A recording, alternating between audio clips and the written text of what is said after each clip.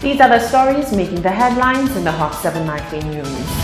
The National Security Minister makes a case for better conflict resolution in the wake of the recent spate of killings. The Rastafarian community demands an apology for years of persecution for cannabis-related crimes. And the International Men's Network takes on the daunting task of supporting their own as the crime rate continues to rise. We have the details coming up. This is the Hot 7 Nightly News with Lovely and Amy Joseph. Good evening, it is Wednesday the 7th of November 2018. Welcome to the Hot 7 Nightly News. I am Lovely St. Amy Joseph. Thank you for joining us. The man who reportedly killed his friend during a fight in Moshi over the weekend has been formally charged. 33-year-old Jason Charles of Moshi Grocery was charged on Tuesday the 6th of November for murdering his intoxicated friend Dylan Evans of Ravin Makok Moshi on Saturday the 3rd of November. Charles, who was formally charged in the presence of his lawyer Stanley Felix, is expected to appear in court within the coming days for a bail hearing. According to initial reports, Evans, who is originally from Choiseul, sustained stab wounds to the left side of his chest during the fight that occurred at his girlfriend's residence on the 3rd of November. The National Security Minister has expressed concern with the growing rate of homicides on island. Senator Herman Gill Francis believes it's a case of people not being able to resolve conflict effectively. Nisha Charles reports. Dealing with conflict may not be an easy task, but when lives are at stake, the onus is on the entire community to find a solution. So says National Security Minister Senator Herman Gill Francis, who believes that while government has its part to play in developing programs to help people deal better with conflict, other facets of society are integral to the process. His comments come on the heels of recent incidents across St. Lucia, including 2 stabbing incidents among friends, which resulted in deaths. 2 friends are killing friends. I mean, it's just a case where our people are not able to solve issues and problems. I mean, the guy in Canaries, and this is history for Canaries. Canaries has never had that sort of incident before. And I'm sure the people in Canaries are very disappointed that this thing has happened. Even the guy, after he stabbed the individual, was very remorseful and so on. It is just an idea that we don't seem to be able to deal with our problems. Francis assured the public that programs are being put in place to help people better resolve conflict, but that the wider public needs to take a vested interest in the matter. People like you need to be able to assist us too, so that if we have a little session, answer and question and answer session, we can do that. It is for everybody to be able to assist, and that is where the press comes in. Okay, you have the opportunity, you have the avenue to be able to send out these messages and so on. So we invite some individuals and we have a panel discussion and we talk about the ways and means of doing it. Right now we are going into the schools and teaching our students how to behave civilly to each other. It's a daunting task. It's going to be difficult, but we need to try. In relation to one of the more recent homicides, a 33-year-old Jason Charles was arrested and charged with the homicide of 27-year-old Dylan Evans of Moshi. Charles is expected to appear in court in the coming days for a bail hearing. For the Hot 7 News, I'm Nisha Charles reporting. Thank you, Nisha.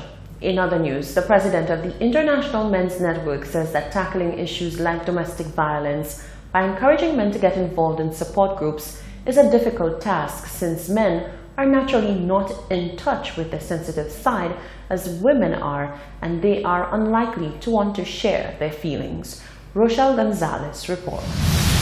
The International Men's Network is taking a stance on domestic abuse, but is warning that it is not going to be an easy task, as there is a specific reason behind men's reluctance to seek help and counseling to curb their violent tendencies: testosterone.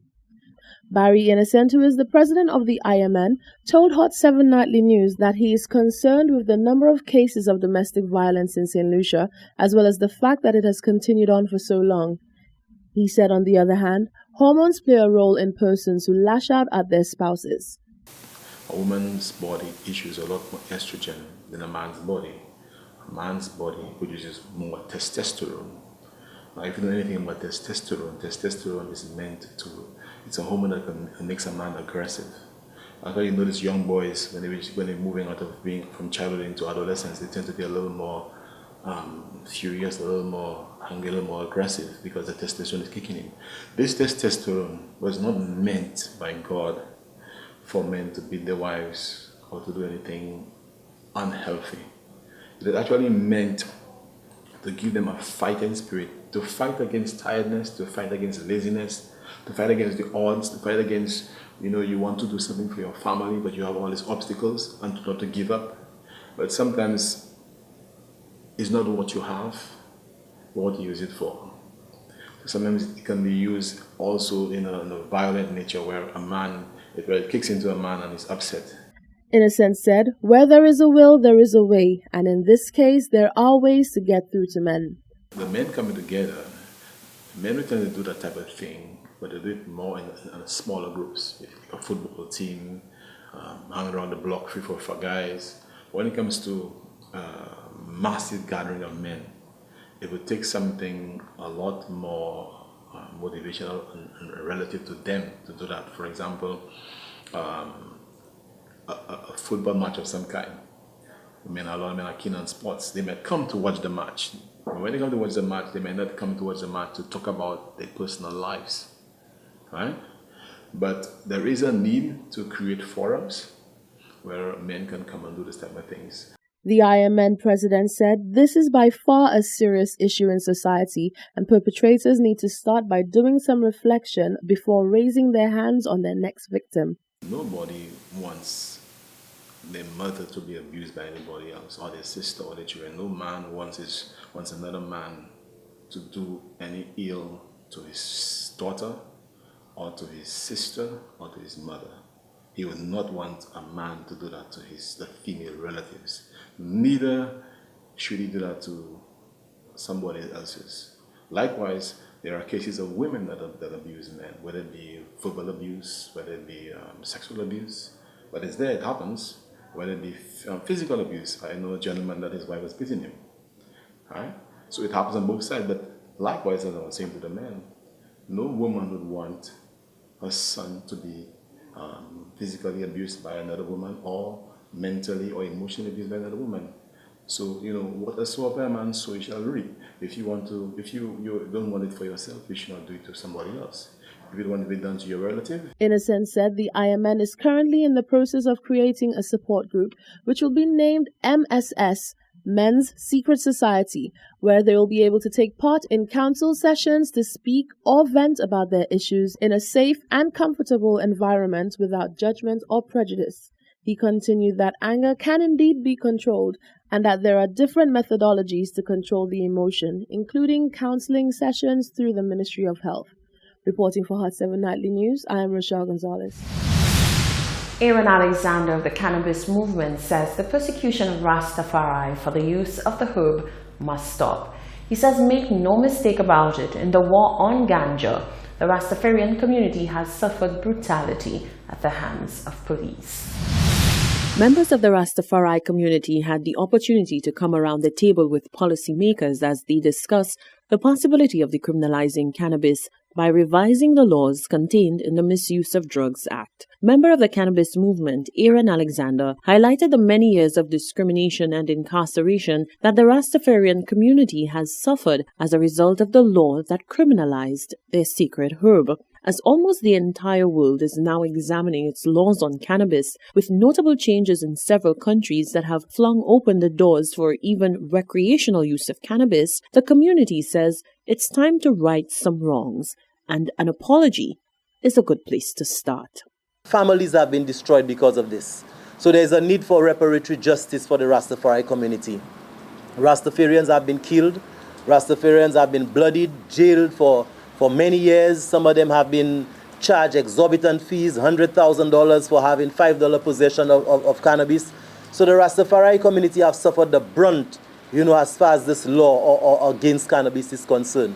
So these things were highlighted yesterday, and one of the things also, and I heard Mark spoke about it earlier, there's a need for an apology to the Rastafari community.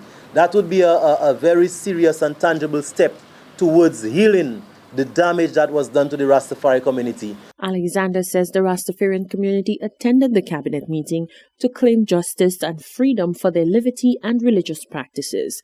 He says the community has lived in fear with the threat of incarceration and police brutality hanging over their heads for far too long.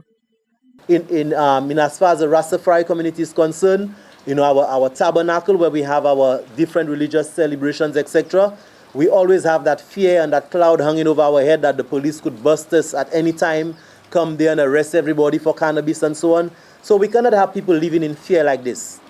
The United Nations Human Rights Declaration gives us the right for our religious freedom.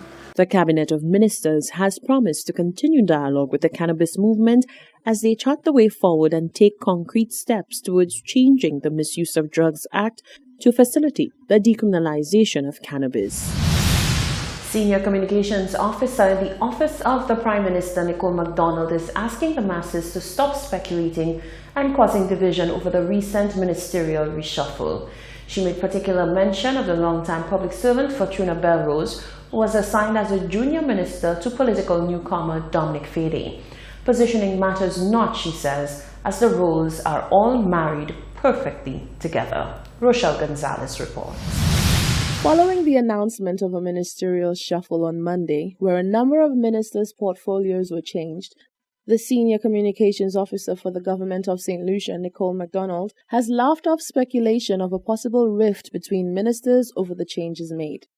Included in the reshuffle was Minister Fortuna Belrose, who went from the Minister for Local Government and Culture to the Minister in the Ministry of Tourism, Information, Broadcasting, Culture and Creative Industries.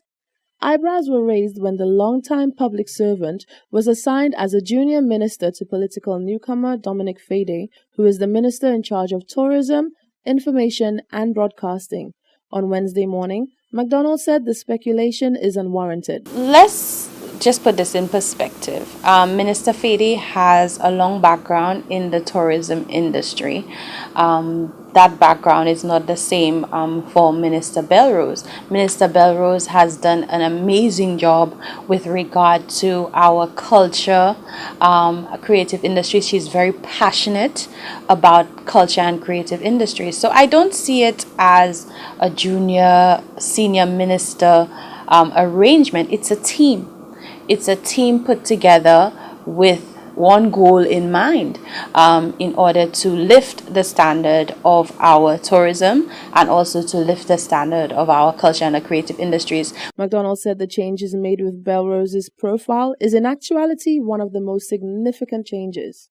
This was done because we continuously saw the synergy between our culture and in terms of the tourism industry. We know that we're looking to make St. Lucia a very authentic and unique product for the region and for the international community. And we've noticed that when it comes to our culture, our uniqueness, when it comes to our Creole heritage, this has certainly attracted a lot of visitors to our island. You can see what we've done with some of the events. Especially when it comes to Events St. Lucia, we've put a lot of focus on our carnival product. We have put a lot of focus on our Journée Creole and our Arts and Heritage Month. And we've seen a significant boost in terms of tourism arrivals when it comes to both carnival and Arts and Heritage. The Senior Communications Officer said the two ministries work hand in hand, with each minister playing an integral role. She does not see why it should be ranked by senior and junior posts. Reporting for Hot 7 Nightly News, I am Rochelle Gonzalez. This is the Hot 7 Nightly News. Still to come, the NHC to explore new housing concepts as they seek to provide affordable housing for St. Lucians, and the Small Business Development Center gets set for a business finance symposium. Stay with us.